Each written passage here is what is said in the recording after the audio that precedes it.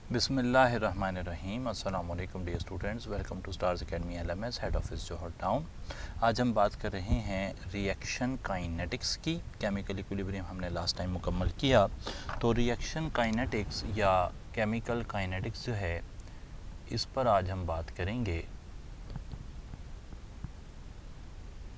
सबसे पहले यहाँ से डेफिनेशन बेस्ड क्वेश्चन जो है वो पूछे जा सकते हैं, लाइक रिएक्शन काइनेटिक्स क्या होती है या रेट ऑफ रिएक्शन क्या होता है। 4 स्टेटमेंट्स लिखी हों और हमें ढूंढना हो कि इनमें से कौन रिएक्शन काइनेटिक्स को सही तौर पर डिस्क्राइब करता है। तो reaction kinetics is the branch of chemistry that deals with the rate of reaction, mechanism of reaction or factors affecting rate of reaction। तो ये 3 चीज़ें जो हैं ये यहाँ पर ज़रूरी हैं रिएक्शन काइनेटिक्स के अंदर। Rate of reaction, mechanism of reaction और कौन से फैक्टर्स रेट ऑफ रिएक्शन पर असर डालते हैं। 2 हिस्सों का हम आज कोशिश करेंगे कि रेट ऑफ रिएक्शन को तो काफ़ी हद तक देख लें, फैक्टर्स अफेक्टिंग में कुछ फैक्टर्स हम देख लेंगे, बाकी फिर इंशाल्लाह नेक्स्ट टाइम हो जाएंगे। रेट ऑफ रिएक्शन क्या होता है, ये हमारा पहला सवाल है और यहाँ से भी डेफिनेशन बेस्ड क्वेश्चन ही आ सकता है कि what is rate of reaction या which of the following best describes rate of reaction. तो रेट ऑफ रिएक्शन को आप ऐसे डिफाइन कर सकते हैं कि it is the change in concentration with respect to time. Time के हिसाब से change in concentration of reactant जो है उसे आप कह देते हैं कि ये है rate of reaction. Rate of reaction का यूनिट हमेशा सेम रहता है, मोल पर डेसीमीटर क्यूब पर सेकेंड। रेट कांस्टेंट का यूनिट चेंज होता है, रेट ऑफ रिएक्शन का यूनिट चेंज नहीं होता। रेट ऑफ रिएक्शन के हवाले से अगर मैं आपके सामने रखता हूँ एक रिएक्शन है जिसमें A moles of reactant A, B moles of reactant B से मिलते हैं, C moles of reactant C और D moles of reactant D बना रहे हैं, प्रोडक्ट D बना रहे हैं। तो यहाँ पर इस तरीके से आपको मिलेगा ये ग्राफ, और ये ग्राफ अल्टीमेटली नीचे आकर ना मिल रहा होगा इस साइड पर।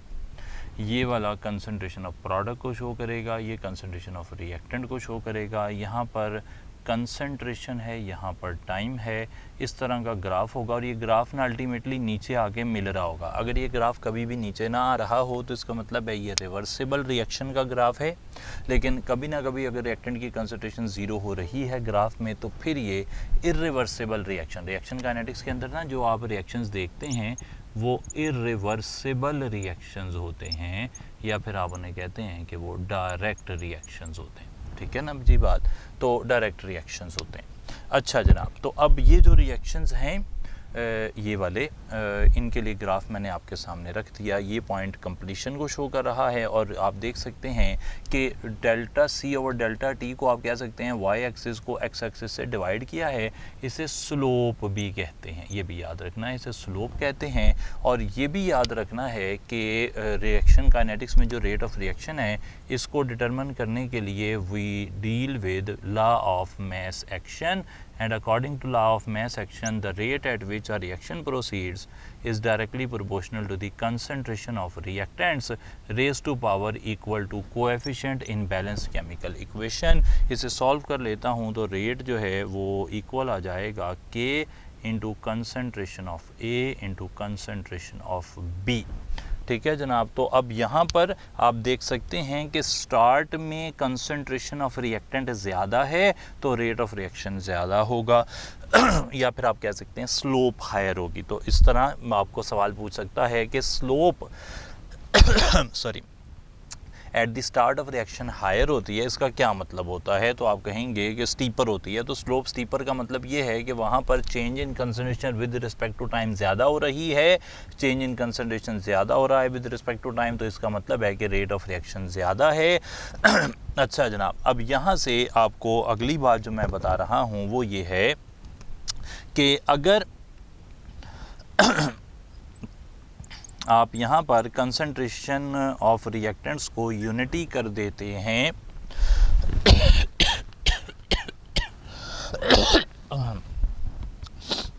तो रेट जो है वो रेट कांस्टेंट के इक्वल हो जाएगा The rate of reaction when concentration of reactant is taken as unity is called specific rate constant. अभी तक हम जो बातें कर रहे हैं वो सारी की सारी किस बेस पर कर रहे हैं, डेफिनेशन बेस्ड जो एमसीक्यू आएंगे। इसे स्पेसिफिक रेट कांस्टेंट या वेलोसिटी कांस्टेंट भी कह देते हैं। स्पेसिफिक वेलोसिटी कांस्टेंट कह दें, स्पेसिफिक रेट कांस्टेंट कह दें। क्या होता है? The rate of reaction when concentration of reactant is taken as unity, तो इसे कहते हैं स्पेसिफिक रेट कांस्टेंट।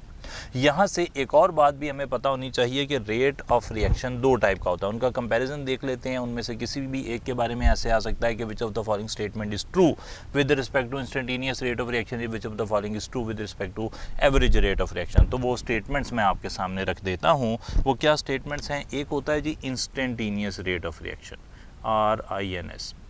एक होता है average rate of reaction, AVG। Instantaneous rate ये होता है कि rate at any one instant, at any one instant जो रेट ऑफ रिएक्शन होता है उसे आप कह देते हैं इंस्टेंटेनियस रेट। मिसाल के तौर पर गाड़ी जो है वो आप चला रहे हैं और चलाते हुए आपने गाड़ी का मीटर जो है उसको एक लम्हे के लिए देखा, उस पर आपकी स्पीड थी 100 किलोमीटर फ़ी घंटा, तो वो आपका इंस्टेंटेनियस रेट होगा। एवरेज रेट ऑफ रिएक्शन क्या होता है? Rate between two time intervals, दो टाइम इंटरवल्स के दरमियान जो रेट होगा उसे आप एवरेज रेट ऑफ रिएक्शन कहेंगे। यानी कि आपने देखा कि एक लम्हे के लिए आपने देखा 100 थी स्पीड, फिर आपने थोड़ी देर बाद फिर देखा अब 80 स्पीड थी, और उसके दरमियान में आपको टाइम पता है, तो आप टाइम से वो डिवाइड करके दोनों का एवरेज ले लेंगे, तो आपका एवरेज रेट ऑफ रिएक्शन आ जाएगा, एवरेज स्पीड आ जाएगी।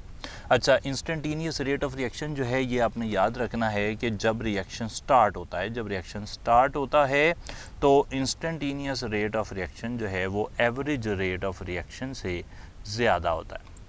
ठीक है जनाब, यही बात यहाँ पे भी लिखी जा सकती है। और जब एंड ऑफ रिएक्शन आता है, जब रिएक्शन कंप्लीशन के करीब होता है, तो एट कंप्लीशन जो इंस्टेंटेनियस रेट ऑफ रिएक्शन होता है वो एवरेज रेट ऑफ रिएक्शन से कम हो जाता है। ये तीन इन्फॉर्मेशंस मैंने इसलिए दे दी, जैसा कि मैंने कहा कि which of the following statement is true with respect to instantaneous rate of reaction या एवरेज रेट ऑफ रिएक्शन ऐसे आ जाए तो फिर आपके सहन में तीनों होनी चाहिए कि एवरेज रेट के बारे में क्या बात सही है, इंस्टेंटेनियस रेट के बारे में क्या बात सही है। दो टाइम इंटरवल्स होंगे तो एवरेज रेट होगा, एक इंस्टेंट होगा तो इंस्टेंटेनियस रेट होगा। स्पेसिफिक रेट कांस्टेंट या वेलोसिटी कांस्टेंट के बारे में मैंने पहले से बता दिया। अब आगे की तरफ चलते हुए हमने कहा कि if the concentration of reactant is taken as unity, एक रिएक्शन लिख लेते हैं ताकि बात जो है वो आसानी से पता लग जाए। हम कोई रिएक्शन लेते हैं जो सिर्फ एक ही डायरेक्शन में होता हो, यानी कि यूनी डायरेक्शनल, इरिवर्सिबल या यूनी डायरेक्शनल रिएक्शन मैं आपके सामने कोई ले रहा हूँ। और यूनी डायरेक्शनल रिएक्शन जो है वो है NO + O3 से बनते हैं NO2 + O2। इसके लिए जो रेट की इक्वेशन होती है वो होती है K into concentration of NO into concentration of O3।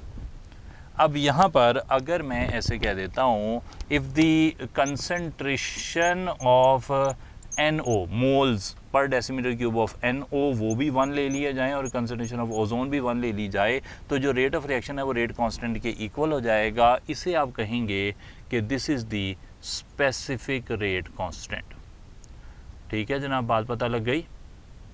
अगर आप दोनों रिएक्टेंट की कंसंट्रेशन को 1 कर दें तो फिर जो रेट कांस्टेंट होगा उसे आप स्पेसिफिक रेट कांस्टेंट या वेलोसिटी कांस्टेंट कहेंगे। फाइन जनाब।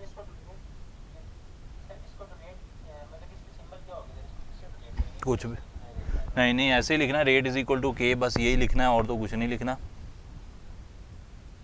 कोई ख़ास सिंबल नहीं है और हम लिखेंगे भी नहीं। चलिए जनाब, ये बात हो गई। अब हमें पता लग गया रेट ऑफ रिएक्शन जो है ये क्या है जी।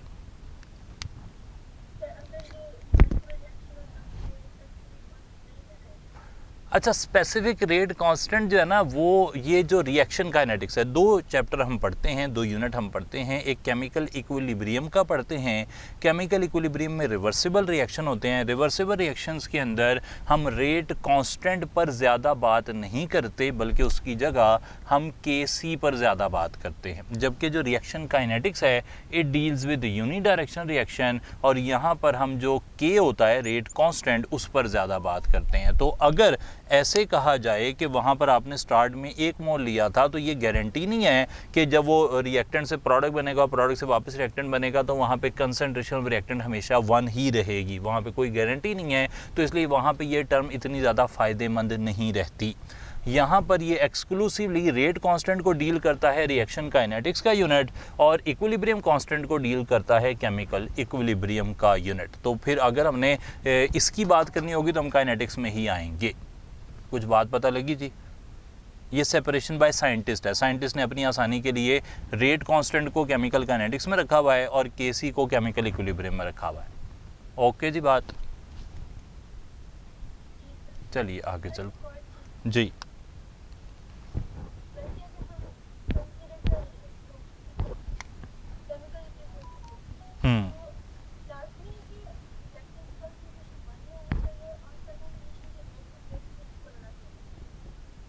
स्पेसिफिक रेट कांस्टेंट कहलाने के लिए, अच्छा, specific rate constant is a definition.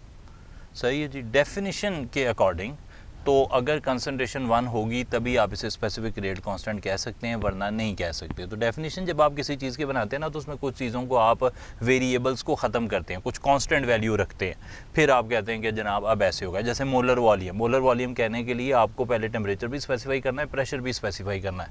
इसी तरीके से कोई भी और देख लें, जब तक आप सारी चीज़ें, सारे वेरिएबल्स ख़त्म नहीं करते, तब तक किसी चीज़ की डेफिनेशन नहीं बनती। तो यहाँ पे भी कांस्टेंट की डेफिनेशन बनाने के लिए सारे वेरिएबल ख़त्म करने ज़रूरी हैं। तो इन शॉर्ट सारे रिएक्टेंट की कंसंट्रेशन 1 होना ज़रूरी है to call it as specific rate constant. जब कंसंट्रेशन ही 1 हो गई तो डिपेंड क्या करेगा भाई? समझे नहीं बात आप भाई साहब? स्पेसिफिक रेट,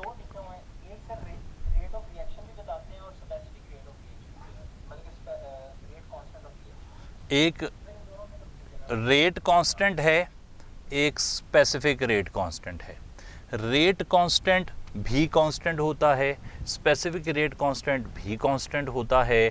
दोनों पर असर पड़ेगा तो टेम्परेचर का पड़ेगा, दोनों पे असर पड़ेगा तो कैटालिस्ट का पड़ेगा। रेट कांस्टेंट के इंक्रीज़ करता है जब टेम्परेचर इंक्रीज़ करता है, जब एक्टिवेशन एनर्जी डिक्रीज़ करती है, और जब कैटालिस्ट ऐड किया जाता है। चाहे आप स्पेसिफिक के लिए समझ लें, चाहे आप रेट कांस्टेंट के लिए समझ लें, के का इन्हीं चीज़ों से ताल्लुक़ है और किसी चीज़ से ताल्लुक़ नहीं है। वैसे और ताल्लुक़ है लेकिन वो आगे पढ़ लेंगे। फ़िलहाल अभी जितना आपने एफएससी में या ए लेवल में पढ़ा ना, वो ये लिखा हुआ है। इसके अलावा जो होगा वो मैं जब टॉपिक आएगा तब बता दूँगा। फ़िलहाल बात क्लियर हो गई जनाब? चलिए आगे चल पड़ते हैं। तो यहाँ तक तो हमने देख लिया। अब आ गया कि रेट ऑफ रिएक्शन को डिटरमिन कैसे करते हैं। हम कोशिश कर रहे हैं रेट ऑफ रिएक्शन को देख लें। रेट ऑफ रिएक्शन को डिटरमिन कैसे करते हैं? 2 मेथड हैं जनाब रेट ऑफ रिएक्शन को डिटरमिन करने के, और मैं पहले मेंशन कर दूं कि हमारी बात चल रही है determination of rate of reaction. तो 2 तरह के मेथड्स हैं। एक बड़ा आसान सा, उसे आप कहते हैं केमिकल मेथड, और अभी आप जो लोग एफएससी कर रहे थे उन्होंने प्रैक्टिकल भी किए होंगे, और प्रैक्टिकल में एक टाइट्रेशन का काम भी आता था। तो टाइट्रेशन एक केमिकल मेथड है जिससे आप रेट ऑफ रिएक्शन को डिटरमिन करते हैं। कैसे होता है ये काम? उसमें आपने सिंपल केमिकल मेथड में आप कोई एसिड आप इस तरह कर रहे हैं कि कोई एसिड है फॉर एग्ज़ाम्पल, उसे आप बेस से रिएक्ट करवाते हैं और उससे बन जाता है सॉल्ट और वाटर, और आप यहाँ पर जो चेंज इन कंसंट्रेशन आ रही है उसे with respect to time place कर देते हैं। रिएक्टेंट की कंसंट्रेशन है तो नीचे ग्राफ आएगा, प्रोडक्ट की कंसंट्रेशन है ऊपर जाएगा। आप change in concentration with respect to time note करके स्लोप निकालेंगे। केमिकल मेथड से रेट ऑफ रिएक्शन डिटरमिन हो जाएगा। In chemical method there is a change in chemistry of the reactant. Reactant chemically change हो जाता है, एसिड से salt बन जाएगा, बेस से साल्ट बन जाएगा। दूसरी तरफ जो मेथड है उसे आप कहते हैं फिज़िकल मेथड। फिज़िकल मेथड में some physical properties monitored, there is no chemical change. Chemical change कोई नहीं होता। कौन कौन से फिज़िकल मेथड दुनिया में एग्जिस्ट करते हैं? इनमें से सबसे पहले वाला जो मेथड आ रहा है उसे आप कह रहे हैं conductivity method, electrical conductivity method. तो यहाँ पे कंडक्टिविटी या तो रिएक्टेंट कंडक्टर होगा तो वक्त के साथ साथ रिएक्टेंट की कंसंट्रेशन कम होगी, कंडक्टिविटी कम होगी। अगर प्रोडक्ट कंडक्टर हुआ तो वक्त के साथ साथ कंडक्टिविटी प्रोडक्ट की जो है वो बढ़ती जाएगी और आपको ग्राफ जो है वो राइजिंग कर्व मिल जाएगी। इलेक्ट्रिकल कंडक्टिविटी मेथड हो सकता है। दूसरा हमें मेथड मिलता है डाइलेटोमीट्रिक मेथड। अब यहाँ से ना आप सिंपल लाइन वाले सवाल आ रहे हैं, आपको प्रेप बुक के अंदर देखेंगे ऐसे काफ़ी सारे सवाल मिल जाएंगे। डाइलेटोमीट्रिक मेथड के अंदर क्या होता है, देयर इज़, यहाँ पे चेंज इन कंडक्टेंस कहा मैंने, यहाँ पर चेंज इन वॉल्यूम होगा। ठीक है जनाब, वॉल्यूम चेंज हो रहा होगा, यानी कि रिएक्टेंट का वॉल्यूम ज़्यादा हो सकता है या प्रोडक्ट का वॉल्यूम ज़्यादा हो सकता है। तो उस केस से फिर आप अंदाज़ा लगा लेंगे कि रिएक्टेंट से प्रोडक्ट बन रहा है या प्रोडक्ट जल्दी बन रहा है या देर से बन रहा है। डाइलेटोमीट्रिक मेथड के बाद एक होता है refractive index method. Refractive index method, reactant और प्रोडक्ट दो डिफरेंट स्पीशीज़ हैं केमिकली, और जब केमिकली दो डिफरेंट स्पीशीज़ हैं तो उनका रिफ्रैक्टिव इंडेक्स भी अलग अलग है। जब अलग अलग है तो फिर वहाँ पर या तो रिएक्टेंट जो है उसका रिफ्रैक्टिव इंडेक्स ज़्यादा होगा या प्रोडक्ट का ज़्यादा होगा। और वो जो चेंज इन रिफ्रैक्टिव इंडेक्स है वो जब आप प्लेस करेंगे as a function of time, यानी कि एक्स एक्सिस पे टाइम, वाई एक्सिस पर डेल्टा एन रखेंगे तो आपको पता लग जाएगा कि क्या हालात चल रहे हैं रिएक्शन के। इसी तरीके से एक है optical rotation method. Optical rotation method जो है, ये ऑप्टिकल रोटेशन या ऑप्टिकल एक्टिविटी ए लेवल्स के अंदर जो है वो काफ़ी डिटेल में डिस्कस की गई है। एनशियमर्स का कॉन्सेप्ट है, फेडरल में भी लिखा हुआ है। हमारे पास जो पंजाब के स्टूडेंट्स हैं उनका एज सच नहीं लिखा होता। ऑप्टिकल रोटेशन मेथड की समरी बता रहा हूँ, पहले वो सुन लीजिए ताकि बात को समझने में आसानी रहे। कोई स्पीशीज़ दुनिया में ऐसी होती हैं जिनसे अगर प्लेन पोलराइज लाइट, जिसे आम वर्ड्स में पीपीएल कहते हैं, उनसे लाइट को गुजारा जाए तो लाइट गुजर कर राइट साइड पर मुड़ जाती है और कुछ चीज़ों से गुजर कर लेफ़्ट पर मुड़ जाती है। जो लाइट को राइट साइड पर मोड़ते हैं उन्हें आप कहते हैं कि ये डेक्स्ट्रो रोटेटरी हैं, और जो लाइट को लेफ़्ट पर मोड़ते हैं उन्हें कहते हैं लीवो रोटेटरी। राइट पर मोड़ने वाले डेक्स्ट्रो रोटेटरी और लेफ़्ट पर मोड़ने वालों को लीवो रोटेटरी कहते हैं। इस फिनोमिनन को ऑप्टिकल रोटेशन या कहते हैं या ऑप्टिकल एक्टिविटी कहते हैं। इस सब्सटेंस को अगर आपने मॉनिटर करना है, यानी कि मान लें कि आपका जो रिएक्टेंट है वो डेक्स्ट्रो रोटेटरी है, लाइट को राइट पर मोड़ता है, तो जब रिएक्टेंट से प्रोडक्ट बनना शुरू हो जाएगा तो रिएक्टेंट की कंसंट्रेशन कम हो जाएगी, तो फिर डेक्स्ट्रो रोटेटरी जो लाइट मोड़ रही है वो कम होना शुरू हो जाएगी। कम होते होते आखिरकार लाइट सीधा गुजरना शुरू हो जाएगी, जिसका मतलब है कि अंदर जो रिएक्टेंट था वो ख़त्म हो गया है। इस तरीके से आप रेट ऑफ रिएक्शन जो है वो डिटरमिन कर सकते हैं ऑप्टिकल रोटेशन मेथड से। यहाँ से जो इंस्ट्रूमेंट यूज़ होता है उसका नाम आपको पेपर में पूछा जा सकता है, आप कहेंगे कि इस आले का नाम है पोलैरीमीटर। पोलैरीमीटर वो इंस्ट्रूमेंट है जिससे आप ऑप्टिकल रोटेशन मेथड के ज़रिए, जो फिज़िकल मेथड है उसके ज़रिए से change in concentration with respect to time note कर सकते हैं, जिसे आप कहते हैं रेट ऑफ रिएक्शन। तो ये कुछ फिज़िकल मेथड हो गए जनाब जिनसे हम रेट ऑफ रिएक्शन मॉनिटर कर सकते हैं। अब आ गई बात रेट ऑफ रिएक्शन को जब मैंने एक बारी मुकम्मल कर लिया, मैकेनिज़्म ऑफ रिएक्शन आज का हमारा टॉपिक नहीं है, क्योंकि वो ऑर्डर ऑफ रिएक्शन से पता लगता है और वो हमने कल देखना है। मैं फ़ौरन से आ जाता हूँ factors affecting rate of reaction पर। कौन से फैक्टर्स रेट पर असर डालते हैं? अच्छा, फैक्टर्स में पहली बात जो है वो हमने लास्ट ईयर ये सवाल पूछा स्टूडेंट से, बड़ा ही अच्छा सवाल था, स्टूडेंट्स ने कुछ गलत भी किया कुछ सीखा भी। वो ये है कि एनीथिंग दैट अफेक्ट्स कुलियन फ्रीक्वेंसी, जो भी चीज़ कुलियन फ्रीक्वेंसी को बढ़ाएगी वो रेट ऑफ रिएक्शन को बढ़ाती है। हर वो चीज़ जो कुलियन फ्रीक्वेंसी को चेंज करती है वो रेट को चेंज करती है, और अगर वो कुलियन फ्रीक्वेंसी को बढ़ा रही है तो फिर वो रेट ऑफ रिएक्शन को बढ़ाएगी। कौन कौन सी चीज़ें हैं जो कुलियन फ्रीक्वेंसी को बढ़ाती हैं? नंबर 1 वो है कंसंट्रेशन।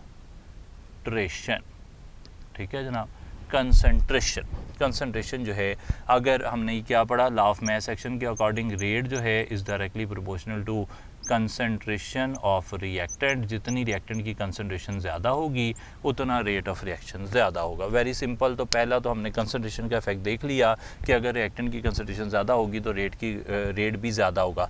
कितनी कंसंट्रेशन ज़्यादा होने से कितना रेट ज़्यादा होता है, उसके लिए हमें ये जो इक्वेशन है इसमें पता होना चाहिए कि इनकी पावर क्या है, यानी कि फर्स्ट ऑर्डर रिएक्शन है या सेकंड ऑर्डर रिएक्शन है या थर्ड ऑर्डर रिएक्शन है। तो ऑर्डर ऑफ रिएक्शन के साथ इसे मिलाकर हमने आगे देखना है। अभी हमने सिर्फ ये कहा कि कंसंट्रेशन रेट रेट पर असर डालती है। अगर कंसंट्रेशन ज़्यादा होगी तो रेट ऑफ रिएक्शन ज़्यादा होगा। आप में से कुछ लोग बात को जानते हैं, समझते हैं, उनकी मदद से बाकियों को भी बता देता हूँ। अगर मान लें एक फर्स्ट ऑर्डर रिएक्शन है तो रिएक्टेंट की कंसंट्रेशन डबल करने से रेट ऑफ रिएक्शन कितना हो जाएगा भाई? फर्स्ट ऑर्डर रिएक्शन के लिए रिएक्टेंट की कंसंट्रेशन डबल करने से रेट डबल हो जाता है। Very good. अगर सेकंड ऑर्डर रिएक्शन हो तो रिएक्टेंट की कंसंट्रेशन डबल करने से रेट कितने गुना बढ़ेगा? 4 टाइम्स इंक्रीज करता है। सेकंड ऑर्डर रिएक्शन के लिए रिएक्टेंट जब डबल करते हैं तो फिर रेट 4 टाइम्स हो जाता है। और अगर थर्ड ऑर्डर रिएक्शन हो तो रिएक्टेंट की कंसंट्रेशन डबल करने से rate will increase by 9 times. याद रख लीजिए कि अगर फर्स्ट ऑर्डर रिएक्शन है, जिन लोगों को क्यूरोसिटी है कि ये क्या first order, second order, third order में रेट का क्या रिलेशन है रिएक्टेंट के साथ, अगर रिएक्टेंट को डबल करेंगे तो रेट भी डबल हो जाएगा। अगर कोई सेकंड ऑर्डर रिएक्शन है तो रिएक्टेंट को डबल करेंगे तो रेट 4 टाइम्स हो जाएगा। अगर कोई थर्ड ऑर्डर रिएक्शन है तो रिएक्टेंट को डबल करेंगे तो रेट 9 टाइम्स हो जाएगा। और अगर कोई फोर्थ ऑर्डर रिएक्शन होगा, फोर्थ तो होता ही नहीं वैसे, अच्छा कोई और ऑर्डर, ये थर्ड होगा तो 9 टाइम्स हो जाएगा। ये 3 बातें याद रख लीजिए। और अगर कोई मुझे ये बता दे तो क्या ही बात है कि अगर कोई ज़ीरो ऑर्डर रिएक्शन है तो फिर रिएक्टेंट की कंसंट्रेशन को डबल करने से रेट पर क्या फ़र्क पड़ेगा? नो इफ़ेक्ट हो जाएगा। ये चारों बातें उन स्टूडेंट्स के लिए जिन्होंने ये हिस्सा पहले नहीं पढ़ा हुआ, तो ये मैंने आपको बता दिया। इसको एग्जाम्पलीफाई भी करेंगे हम, वो हमारा नेक्स्ट टाइम का काम है जब हम मैकेनिज़्म ऑफ रिएक्शन को देख रहे होंगे। फ़िलहाल अभी के लिए समझने की हद तक ये बात मैंने आपके सामने रख दी। वापस आ जाते हैं कंसंट्रेशन के इफ़ेक्ट। जी जी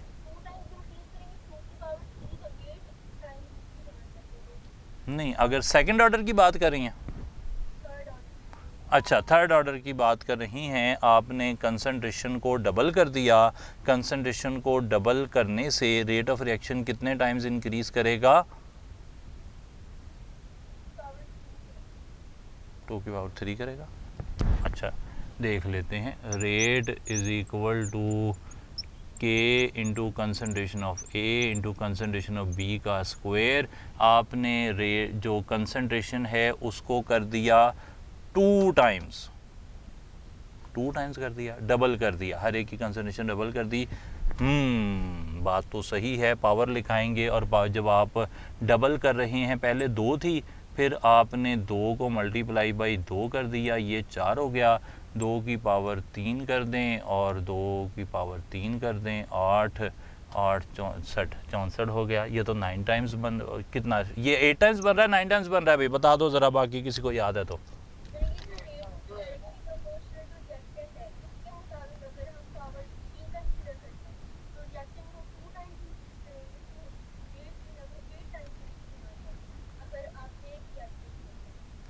सही हो गया जी, 8 टाइम्स कर दें जनाब इसे, फिर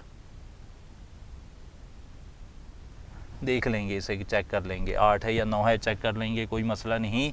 तो फ़िलहाल हम आ जाते हैं वापस। ये हमने टॉपिक हमारा मैकेनिज़्म ऑफ रिएक्शन आना है, अभी उसकी परेशानी नहीं लेनी हमने। अगर आपको 8 लग रहा है ओके, 9 होगा तब भी पता लग जाएगा, 8 होगा तब भी पता लग जाएगा, कोई एग्जांपल से देख लेंगे। अभी जो मुद्दा चल रहा है उस पर वापस आते हैं। कंसंट्रेशन के बाद कौन सा फैक्टर है जो असर डालता है रेट ऑफ रिएक्शन पर? कंसंट्रेशन के बाद एक फैक्टर आ रहा है, वो है नेचर ऑफ रिएक्टेंट। वाह क्या बात है जी, nature of reactant. Nature of reactant के हवाले से अब आ गई बात, जो मैंने आपको कहा कि काफ़ी सारी चीज़ें आप पढ़ चुके हैं, लेकिन बहुत सारे ऐसे फैक्टर हैं जो के पर असर डालते हैं, टेम्परेचर, एक्टिवेशन एनर्जी और कैटालिस्ट के अलावा, जिनमें से एक है nature of reactant. Nature of reactant को सम अप कर रहा हूँ। 1A अल्कली मेटल्स के reaction 2A alkaline earth metal से फास्ट होते हैं। इसी तरीके से अगर कोई आपके पास आयोनिक रिएक्शन है तो फिर वो जो कोवेलेंट रिएक्शन होते हैं या फिर इलेक्ट्रॉन ट्रांसफ़र वाले रिएक्शन होते हैं उनसे फास्ट हो जाएंगे। ठीक है जनाब। अगर एक स्ट्रॉन्ग एसिड और स्ट्रॉन्ग बेस का रिएक्शन है तो वो वीक एसिड और वीक बेस से फास्टर हो जाएगा। यहाँ से पता ये लगा कि जब आप नेचर ऑफ रिएक्टेंट चेंज करते हैं तो फिर रेट ऑफ रिएक्शन चेंज हो जाता है। मिसाल के तौर पर एक आयोनिक कंपाउंड है और वो है, आयोनिक कंपाउंड को छोड़ें, आसान काम कर लेते हैं। एक मेरे पास है HCl 1 मोलर और सोडियम हाइड्रोक्साइड 1 मोलर। दूसरी तरफ है वीक एसिड में एसिटिक एसिड 1 मोलर और अमोनियम हाइड्रोक्साइड 1 मोलर। अगर कंसंट्रेशन की बात की जाए तो यहाँ भी 1 मोलर है, यहाँ भी 1 मोलर है, लेकिन रेट ऑफ रिएक्शन की बात की जाए तो ये वाला रिएक्शन फास्टर होगा, ये वाला रिएक्शन स्लोअर होगा। रेट इक्वेशन लिखूं तो रेट इक्वेशन में तो लिखा हुआ है K into concentration of reactant. अगर दोनों रिएक्टेंट की कंसंट्रेशन इक्वल हैं, स्ट्रॉन्ग एसिड स्ट्रॉन्ग बेस की भी और वीक एसिड वीक बेस की भी, तो फिर ये वाला फैक्टर तो कांस्टेंट हो गया, कंसंट्रेशन ऑफ रिएक्टेंट वाला फैक्टर तो कांस्टेंट हो गया। तो फिर आप कैसे कह सकते हैं कि स्ट्रॉन्ग एसिड स्ट्रॉन्ग बेस का रिएक्शन फास्टर है और वीक एसिड वीक बेस का रिएक्शन स्लोअर है? साफ जाहिर है कि फिर रेट में अगर कंसंट्रेशन चेंज नहीं हो रही तो फिर क्या चेंज हो रहा होगा? फिर के चेंज हो रहा होगा। तो याद रखिए कि नेचर ऑफ रिएक्टेंट चेंज होने से रेट कांस्टेंट के चेंज हो जाता है। डिफरेंट रिएक्टेंट के लिए के की वैल्यू अलग अलग होती है, इसलिए अलग अलग रिएक्शंस के रेट अलग अलग होते हैं। ये बात पता लग गई जनाब? हमने कहा कि स्ट्रॉन्ग एसिड और स्ट्रॉन्ग बेस का 1 मोल था, यानी कि concentration of reactant 1 molar. Weak acid weak base की कंसंट्रेशन भी 1 मोलर। और रेट इक्वेशन मैंने दोनों के लिए बना ली, मैंने स्ट्रॉन्ग के लिए भी बना ली, वीक के लिए भी बना ली। मान लीजिए स्ट्रॉन्ग के लिए मैं यहाँ पे लिख लेता हूँ, ये स्ट्रॉन्ग एसिड है, ठीक है जनाब। और अब मैं लिख रहा हूँ कि वीक के लिए भी यही इक्वेशन हो, ये कंसंट्रेशन वाली, कंसंट्रेशन, ठीक है जनाब। और यहाँ पे आ गया वीक एसिड, ठीक है जनाब। अब दोनों की वैल्यू है 1, स्ट्रॉन्ग एसिड की भी 1 और वीक एसिड की भी 1। तो कंसंट्रेशन की जगह पे क्या लिखेंगे? 1 लिखेंगे। कंसंट्रेशन की जगह पे क्या लिखेंगे? 1 लिखेंगे। अब rate is equal to K into 1 इधर भी आ गया, rate is equal to K into 1 इधर भी आ गया। अगर दोनों वैल्यू 1 1 है लेकिन रेट अलग अलग है, इसका रेट हायर है, इसका रेट लोअर है, तो भाई अगर दोनों की कंसंट्रेशन सेम है तो फिर रेट में फ़र्क क्यों आ रहा है? तो हमने कहा वो रेट कांस्टेंट की वजह से आ रहा है, क्योंकि strong acid strong base different reactant हैं, हर रिएक्टेंट का रेट कांस्टेंट अपना अपना होता है, तो इसलिए यहाँ पर रेट कांस्टेंट कोई और होगा, यहाँ कोई और होगा, और इसी वजह से रेट ऑफ रिएक्शन अलग अलग आ रहा है। बात समझे जनाब?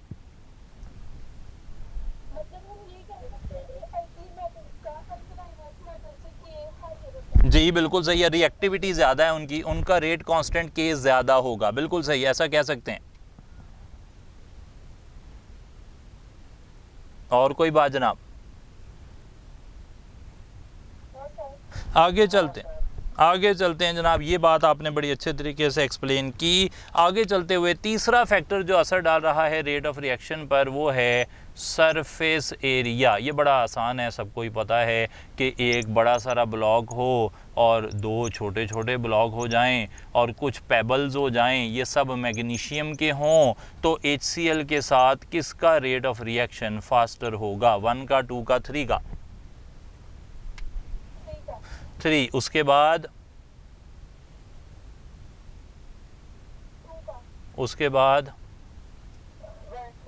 1 का। लें जनाब, सही हो गई मामले वाली बात, ये बिल्कुल ठीक कहा। और ये सरफेस एरिया ज़्यादा हो रहा है, सरफेस एरिया ज़्यादा होगा तो फिर क्या होगा? Number of molecules available for कुलियन ज़्यादा हो जाएंगे, कुलियन फ्रीक्वेंसी ज़्यादा हो जाएगी, रेट ऑफ रिएक्शन ज़्यादा हो जाएगा। क्या कोई बता सकता है कि रेट कांस्टेंट पर क्या असर पड़ेगा? यहाँ 3 to 1 में रेट कांस्टेंट सेम है, अलग अलग है?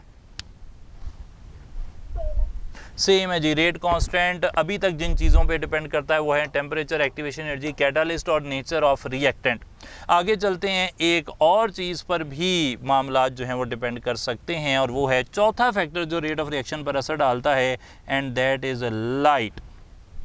लाइट इंटेंसिटी अगर इंक्रीज़ करती है, बाय वाले सर भी बात कर रहे थे पिछले दिनों में देख रहा था, तो उस हिसाब से रेट ऑफ रिएक्शन जो है वो भी इंक्रीज़ कर जाता है। लाइट इंटेंसिटी इंक्रीज़ करेगी, रेट ऑफ रिएक्शन इंक्रीज़ कर जाएगा। अब सवाल ये है कि रेट 2 चीज़ों पे डिपेंड करता है, एक कंसंट्रेशन ऑफ रिएक्टेंट पर, दूसरा रेट कांस्टेंट पर। जब आप लाइट की इंटेंसिटी बढ़ाते हैं तो क्या कंसंट्रेशन ऑफ रिएक्टेंट बढ़ जाती है? क्या ख्याल है, लाइट की इंटेंसिटी बढ़ाने से कंसंट्रेशन ऑफ रिएक्टेंट बढ़ती है कि रेट कांस्टेंट बढ़ता है? कंसंट्रेशन ऑफ रिएक्टेंट तो उतनी ही है, रिएक्टेंट तो उतना ही नज़र आ रहा है, तो वो तो चेंज नहीं हो रही। तो इसका मतलब है कि रेट कांस्टेंट बढ़ गया। सही हो गया जी, टिक कर दें कि लाइट इंटेंसिटी से रेट कांस्टेंट बढ़ता है, और रेट कांस्टेंट बढ़ता है तो रेट ऑफ रिएक्शन बढ़ जाता है। तो light intensity is another factor जो कि रेट कांस्टेंट को अफेक्ट करती है।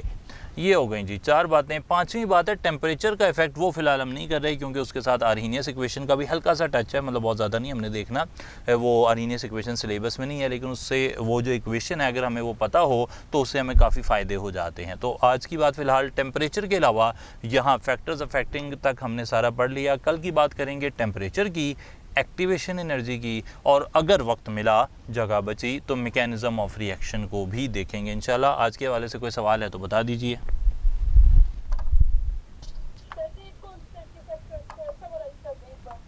रेट कांस्टेंट किन चीज़ों पे डिपेंड करता है, ये पूछना चाह रही हैं, या रेट कांस्टेंट क्या होता है ये पूछना चाह रही हैं?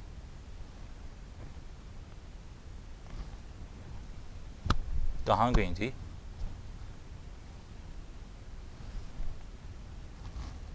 मैं बता देता हूँ, दोनों ही बता देता हूँ, आपको जो भी इंफॉर्मेशन चाहिए होगी वो काम आ जाएगी। Rate constant K is the ratio of rate of reaction to the concentration of reactants. ये देखें, ये इन रिएक्टेंट को यहाँ ला के डिवाइड कर दिया।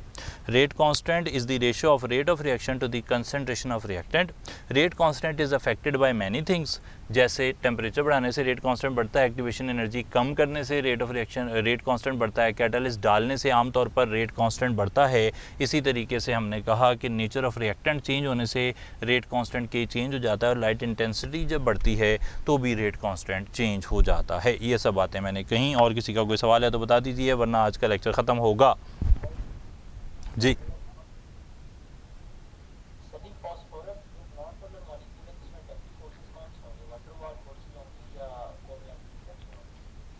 भाई साहब जो सवाल है ना उसकी बेस को समझना बड़ा ज़रूरी रहेगा, वरना फिर ना गलतियां होती रहेंगी। इस तरह करके कुछ स्ट्रक्चर बना हुआ है बस। हाँ सर, वही मैं कह रहा हूँ ना, बेस समझेंगे तो मसला हल हो जाएगा।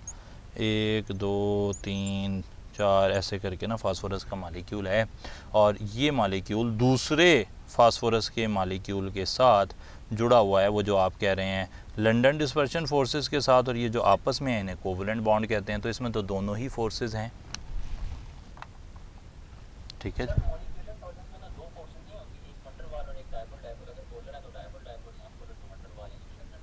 तो वही है, ये लंदन डिस्पर्शन ही है भाई।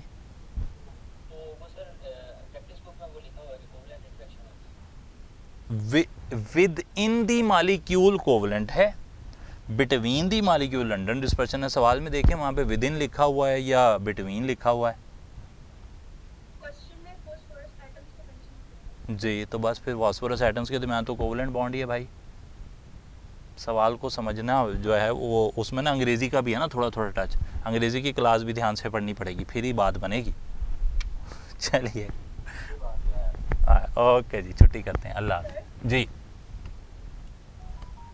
जी जी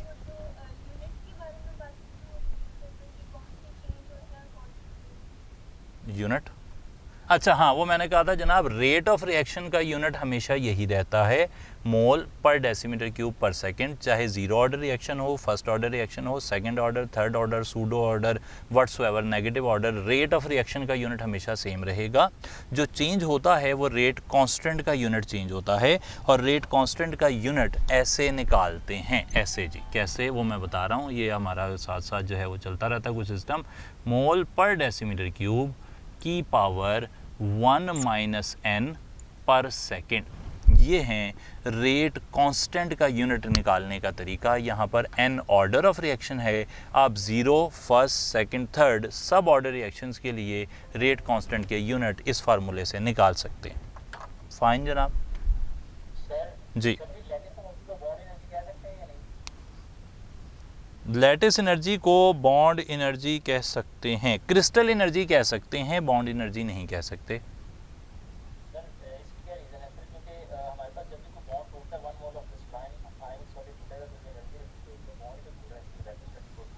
बहुत ज़बरदस्त आपने बात कही, अच्छी बात है, लेकिन सवाल ये है कि सोडियम क्लोराइड के 1 मोल के अंदर जो सोडियम हैं उन्होंने 1 मोल बॉन्ड नहीं बनाए हुए। Each sodium is attach to 6 chloride ions simultaneously. तो बेसिकली अगर आप वो बॉन्ड वाली बात करें तो वहाँ पे 6 टाइम्स दी बॉन्ड एनर्जी वहाँ पर मौजूद है।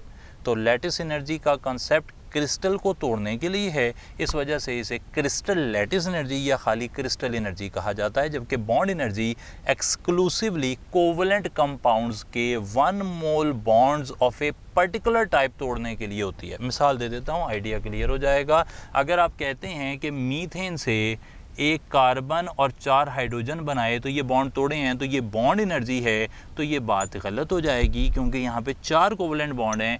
बॉन्ड एनर्जी जो है वो जो टोटल एनर्जी है उसको 4 से डिवाइड करेंगे तो बॉन्ड एनर्जी आएगी, क्योंकि bond energy is exclusively the amount of energy required to break 1 mole of covalent bonds of a particular type जो कि किसी सब्सटेंस में मौजूद हैं। तो bond energy exclusively covalent compounds या कोऑर्डिनेट कोवलेंट कंपाउंड्स के लिए और लैटिस एनर्जी आयोनिक कंपाउंड्स के लिए। तो आप कह सकते हैं lattice energy is the counter part, alternate term used for ionic compounds. जो काम बॉन्ड एनर्जी कोवलेंट कंपाउंड में करती है, लैटिस एनर्जी मोर और लेस वही आइडिया देती है आयोनिक कंपाउंड्स में। लेकिन डेफिनेशंस जब साइंटिस्ट बनाते हैं तो जो डेफिनेशन का बैकग्राउंड तय हो जाता है फिर वो वही रहता है, वो चेंज नहीं होता। साइंस को ना जी छुट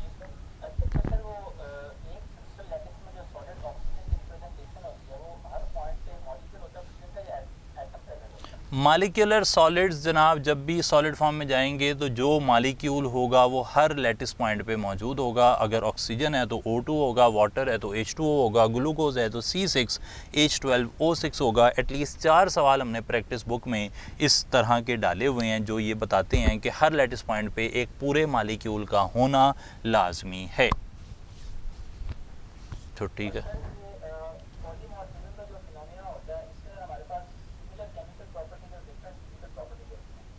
अच्छा ठीक है।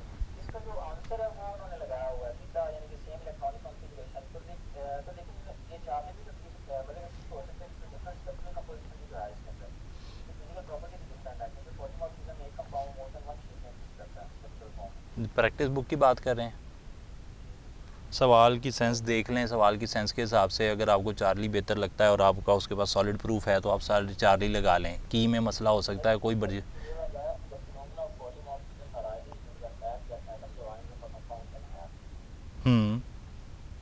ऑप्शन बताएं ना। डिफरेंट स्ट्रक्चरल अरेंजमेंट जनाब, सिंपल है। और यार की बुक है कौन सी, कोई वो ऑक्सफोर्ड हमने ही लिखी है, मैंने ही लिखी है भाई, गलती हो जाती है। वो 2000 MCQ पता नहीं 2500 MCQ है। नहीं 2 नहीं हो सकते। इलेक्ट्रॉनिक कन्फिगरेशन से कोई स्ट्रक्चर नहीं बनता। Electronic config the phenomenon of polymorphism arises due to, क्या वजह है कि उनमें सेम इलेक्ट्रॉनिक कन्फिगरेशन रखने वाले दुनिया के सारे कंपाउंड पॉलीमॉर्फिज्म शो करते हैं? नो, जिनकी स्ट्रक्चरल अरेंजमेंट चेंज होती है सिर्फ वही पॉलीमॉर्फिज्म शो करते हैं। तो the origin of polymorphism is linked to different structural arrangement. वो सवाल का बैकग्राउंड जिस सेंस में वो कह रहा है ना, उस सेंस में ही आपने रखना है। एक आदमी नेक है तो वो जनाब क्या कहेंगे, वो 5 वक्त का नमाजी भी होगा तो 5 वक्त का नमाजी अपनी तरफ से नहीं आपने उसे करना, वो नेक है उसे नेक ही रहने दें। जो 5 वक्त का नमाजी है वो भी नेक होगा, ये भी आपने अपने पास से लगा लिया। जो प्रॉपर्टी डिस्कस हो रही है उसी को रहने दें आप उसे इजाफी कोई प्रॉपर्टी, बड़ा नेक होगा तो ईमानदार भी साथ ही हो जाएगा और जन्नती भी साथ ही हो जाएगा, वो नहीं आपने करना। जितना पूछा है उतना ही रहने दें। जितने मर्जी जनाब।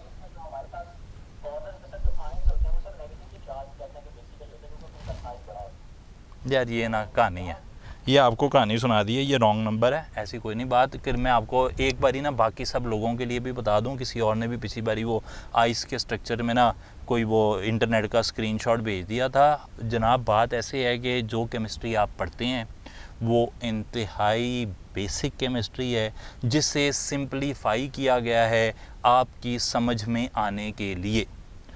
आपको अक्सर एक्सेप्शंस, अक्सर साइंस की हकीकत से दूर रखा जाता है, क्योंकि आपने जाके पढ़नी नहीं होती आगे, आपने तो डॉक्टरी में निकल जाना होता है, कोई इंजीनियरिंग में निकल गया, कोई कंप्यूटर साइंस में निकल गया। जब आप एक पर्टिकुलर साइंस में मास्टर्स या उससे ऊपर जाते हैं तो आपको पता लगता है कि जो आप एफएससी में पढ़ के आए थे, it was an over simplification without any background. वो बस एक बात समझाने के हद तक आपको बता दी गई थी। तो आप ये जो हायर क्लासेस की बातें पढ़ते हैं, चाहे वो इंडियन ऑथर्स की हों, चाहे वो यूट्यूब की हों, चाहे वो किसी 2-4 ऐसे पाकिस्तान में भी राइटर हैं जो लिख रहे हैं, तो ये फजूल का काम है जनाब। आपको वो बैकग्राउंड पता ही नहीं है, तो आप कहाँ से वो नेगेटिव को बाहर ले गए, पॉजिटिव को अंदर ले गए। क्रिस्टल का एंड कहाँ पे हुआ है, ये कोई समझाए ना मुझे आदमी जो ये बात कर रहा है कि जी नेगेटिव बाहर होते हैं। और तो बाहर कहाँ, बाहर कितना बाहर भाई, बाउंड्री पे होते हैं। और यार कॉर्नर होता क्या है भाई, यही तो मैं आपको बता रहा हूँ। What is a corner? ये आपके पास क्रिस्टल लैटिस है, आप कह रहे हैं जी ये क्रिस्टल लैटिस है, अच्छा ये जो कॉर्नर होगा ना, ये वाला जो कॉर्नर है, ये वाला, ये नेगेटिव होगा। तो भाई ये क्रिस्टल यहाँ ख़त्म ही नहीं हुई, ये क्रिस्टल तो इन्फिनिट है। इसके तो एटम काउंट करने बैठे हैं तो जनाब चांद पे जाके पैदल वापस आ जाएं तो एटम नहीं ख़त्म हो रहे। आप इसे काउंट कैसे कर रहे हैं? आपको कहाँ पता लगा कि जो कॉर्नर है वो ये था? क्रिस्टल लैटिस की डिस्कवरी पढ़ें, एक्सरे आपने फेंकी, एक्सरे फेंकी क्रिस्टल पे, सामने कुछ पॉइंट आ गए, ये पॉइंट आ गए, ये पॉइंट आ गए, ये रे पॉइंट, उन्हें आपने मिलाया, आपने टीम बैठ के मिला के कहा यार इसका कोई स्ट्रक्चर बनाओ, कैसा बनता है? तो उन्होंने कहा यार ये वाला बनता है, हम तो ऐसे ही बना रहे हैं। किसी और आदमी ने कोई और बनाया होता, आपको क्यूबिक क्रिस्टल ही ना मिलता।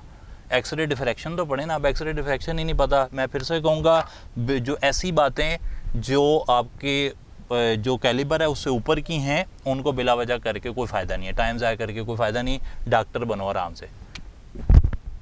और मज़ीद डिटेल चाहिए हो तो एक्सरे डिफ्रैक्शन का फिनोमेनन पढ़ लेना क्रिस्टलोग्राफी के अंदर, वो पता लग जाएगा। ब्रैग्स इक्वेशन का ना ज़रा थोड़ी तफसील पढ़ना, समझ आ जाएगी कि कोई फ़ायदा नहीं पढ़ के। जी, अल्लाह हाफ़िज़।